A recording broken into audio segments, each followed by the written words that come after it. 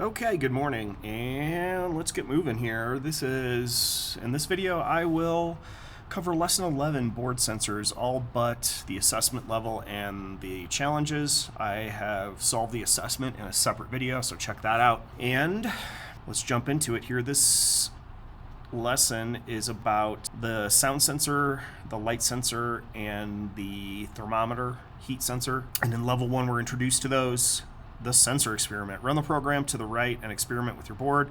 Try interacting with your board in many different ways to figure out what each sensor might be. As you experiment with each sensor, discuss with the neighbor, what does the sensor measure?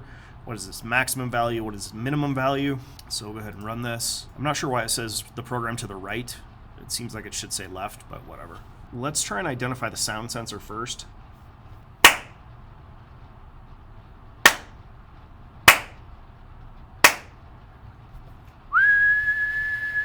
I think it's sensor 3.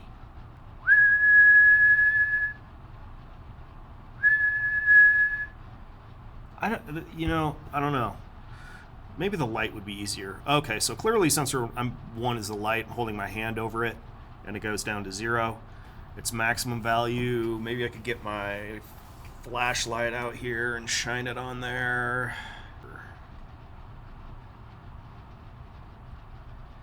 190, 980. Where is the light sensor? There's a little eyeball right there. That's the light sensor. So if I get my flashlight right over there, maybe 989 I'm seeing as a max value. Weird. And then temperature, if I hold my hand, and in fact, the temperature sensor, there's a little thermometer looking thing right there. So I think if I just hold my finger over that, I'm not seeing much change here in either sensor 2 or 3. That's weird.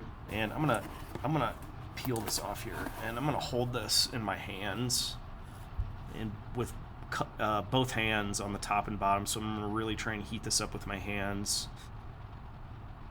And you can see sensor 2 is going up. We're hitting 7s now. There's a 70. There's a 74, 71. So it's slow, but there's an 8, 580. So we're in the 70s and 80s now. We were in the 60s and 70s before. Let's see if we can get it to... And I would sit here for a while in order to max this thing out.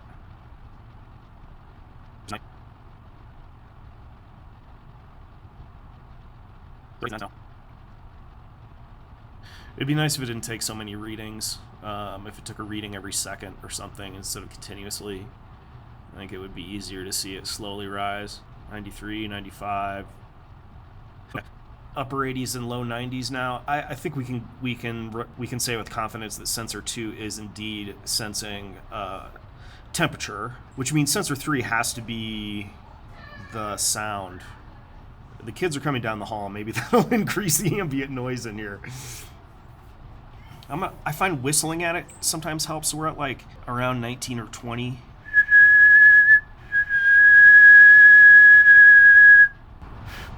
Oh, blowing on it. Sends it to 1023. Maxes it out at 1023. I'm wondering if all these max out at 1023. Okay, good. Let's move on. So before we move on, I just want to mention the max value of 1023 for all of these sensors is not just arbitrarily determined. The reason that the sensors read a value from 0 to 1023 is because the Circuit Playground has a device in it called an analog to digital converter, and it has a 10-bit analog to digital converter. And we haven't studied analog and digital signals really yet in class, but basically the sensors take a aspect of the physical environment, like the heat or the compressions of the sound waves or what have you, and they have a device that changes that part of the physical environment into an electric signal. That's called a transducer. So that's the sensor itself. So the sensor generates an electrical signal, and that signal that is generated is an analog signal, which means it's a continuous signal. It changes continuously, and you don't really need to understand this to do the lesson, but then that analog signal is changed into a digital signal by the analog to digital converter, and those have a certain amount of storage or memory space that they use to generate that digital signal, and the circuit playground is 10-bit. So with 10 bits you can count up from 0 to 1023. So that's why we have that range. It's a product of the circuitry or the architecture of the microcontroller itself. If you had more bits, you would get greater resolution from your ADC. Fewer bits would give you less resolution. So anyway, that's why we go from 0 to 1023, and we later in the lesson can see how we can change that range. So the output range is like 0 to 10 or 0 to 100 or whatever you so desire. Okay, moving on. We're now going to learn how to use some code to capture the sensor reading from the sound sensor. And reading the sound sensor.value block allows you to get the current sound sensor reading.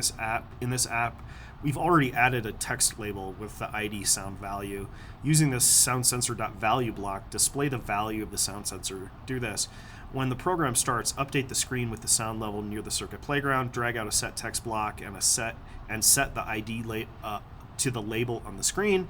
Drag out a sound sensor.value block directly into the set text block, and they show you exactly what your code should look like right there.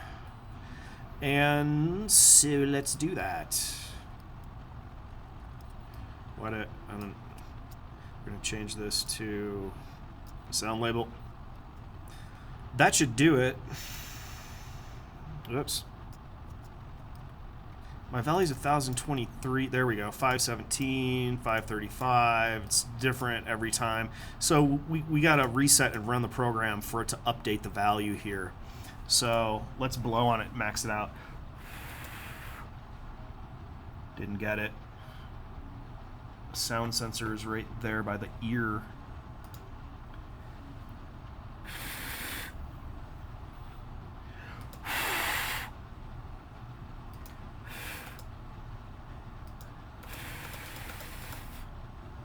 I don't know. You get the idea. Moving on. Light sensor reading. This app is very similar to the last, but we've added a button with the ID update button. Write a program that displays the current value of the light sensor every time the update button's clicked. So we have an on event update button, and we're going to set the text of the light label to the value of the light sensor. So I hit update, it's at 195, I put my hand over it, it's at 10, 9, 11, 3, 1. Take my hand off, back up to 196, 198. Cool. Next. Make a prediction. Read the code in the program and make a prediction below. What do you think the program will do when you run it? So we have a light sensor. Okay, so here's where we're setting the scale. So instead of from 0 to 1023, we're going to get a reading of 0 to 450 on the light sensor. And then onboard event light sensor data, set property smiley y light sensor.value. So we're taking the value we get from the light sensor, we're writing it to the y property of the smiley. So the smiley should be bouncing up and down based on how the light sensor value changes. And we want to change it. We set the scale from 0 to 450 because that is the height of our app screen here. It goes from 0 to 450. The other new thing here is the data event. So this is going to update the light sensor. It's going to read the light sensor and fire the onboard event every time new data comes in. So every time it samples, which is very rapidly, I don't know off the top of my head how many samples per second we get. as a default, but it should be continuously updating this. So let's check out what happens.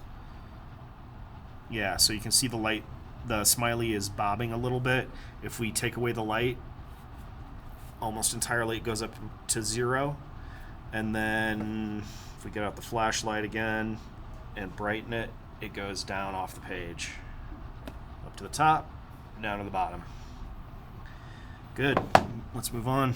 The data event. Here it is explained. Each of these analog sensors emits a special event called data, which occurs every time new data comes in from the sensor. Using this event, you can rewrite the first program you worked on in this lesson so that it continually updates. Create an event to continuously check the sound sensor by dragging out an onboard event. Check the sound sensor for a data event. And I already have the code written here. Inside the event, update the screen to display the value of the sound sensor. Use set text and sound sensor.value blocks to update the screen. So we put in, did it say to set it from 0 to 100? No, I guess I put that in on my own. Or did they, let me start it over. What code did they give us? Nothing. Okay. So we would go to onboard event and we're going to go to sound sensor data. Set text of the sound label to the sound sensor.value. And that should do it, continually updating the sound sensor. Okay. I don't know why I put that from 0 to 100. I guess I was just playing around with the range. But that satisfies this level. That should go there. All right, let's move on. Okay, set the scale. That's why we set the scale now in here. The sound and light sensors range from 0 to 123, but you can also use a set scale block to adjust the range of the sensors. These blocks are usually added to the beginning of your code and only need to be used once. Set the range of the sound sensor to between 0 and 100. So we're just gonna 0, 100. Run it.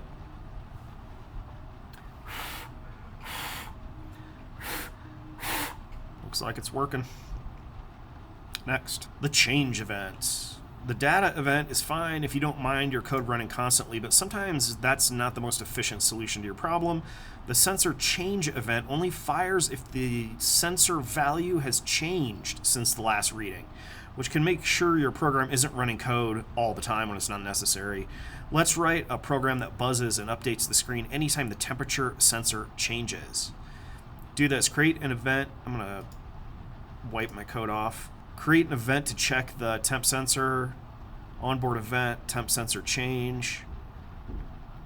Play a sound and update the screen when it changes. Buzzer makes a sound, updates the screen to the value. Sounds pretty straightforward. We want the onboard event. And Mr. Temp Sensor, every time the temperature changes, we're going to a buzz and update the screen, the temp label to the temp sensor. Let's go with Fahrenheit, shall we? Since we're down here in the States. Run. Nice. If I heat it up with my hand, it's kind of annoying. All right. Good, move on to the practice. Oh yeah. All right, practice levels. We've got a thermometer app, interactive birthday card, light theremin, and volume meter. I'm gonna leave the light theremin for tomorrow. We're gonna do that as a activity together. So I'll do A, B, and D. Let's jump in here and do the thermometer app. Make a thermometer app. When the light and sound sensors adjust a raw value with the value property, the temperature sensor is a little bit smarter. Instead of temp sensor.value, there are two properties, temp sensor degrees Fahrenheit and temp sensor degrees Celsius, which convert the raw input value to either Fahrenheit or Celsius. Let's use these blocks to display the temperature near the circuit playground like a thermostat does. You can click the instructions below to expand them. Create an event to continuously check the temp sensor and update the screen to display the temperature in Fahrenheit and Celsius, and then run the program. So we're going to start with an onboard event. Check when the temp sensor takes a reading. Update the screen to display set text. Okay, and this is the temp F label and temp C label, so we need two set text blocks. Temp F, temp C, temp F, C, run it. There we go. To test it, hold your finger over the sensor, see if it increases due to body heat, and we did that before. Yeah, let's go up a little bit. From 80 to 82 to 84. This really doesn't look like it's increasing. Let me hold it in my hand. Here we go. There we go. It really works a lot better if you sandwich it between your hands. Heat up both sides of the thing. Okay, good enough. Moving on. The birthday card. I think this is my favorite one. Okay. I did this yesterday and it wasn't working because I was using a Circuit Playground Express instead of a Circuit Playground Classic. And the temperature sensor on the Express is more accurate. It's to the 10th of a degree. And that means that it was changing too much and triggering the event when I wasn't even doing anything. Anyway, I swapped it out, so we need to create an event to check when the temp sensor is changed. That's going to be an onboard event. Temp sensor change. Update the card to hide the candles and say happy birthday. We're going to hide the element, the candle image. This is the title label. So we're going to set the text of the title label to happy birthday. Put my finger over the temp sensor. There it goes. Let's try it again.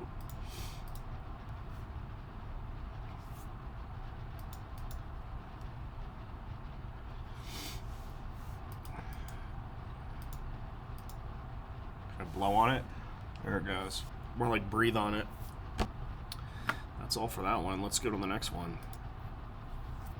Like I had said, I'm gonna skip the light theremin for now and just do the volume meter here.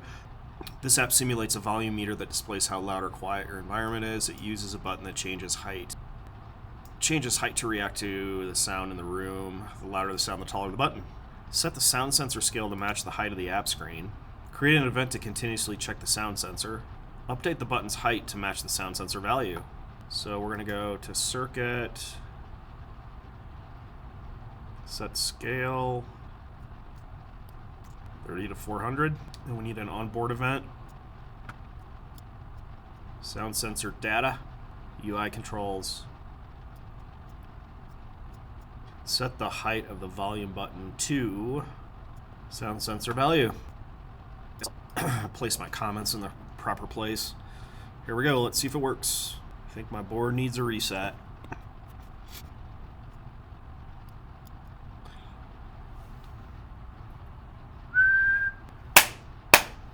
Hello. Go Broncos. Kidding. Just kidding.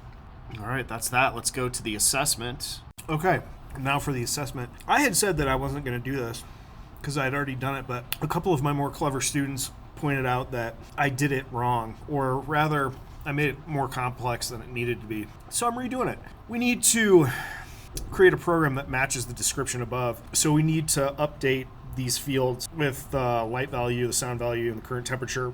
And we need the sound or the noise from 0 to 10 and light from 0 to 10. That's going to be pretty straightforward.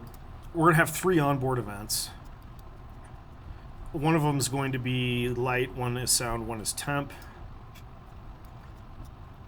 Anytime that changes, Actually, let's just use the data event so it's continuously updating. And then we have to adjust the scale for the sound and light from 0 to 10. And then we just need to update the light value, sound value, and temp value.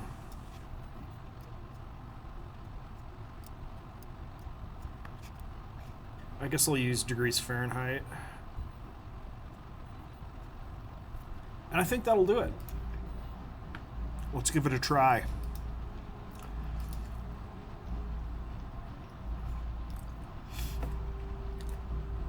Cover it up, light value goes down.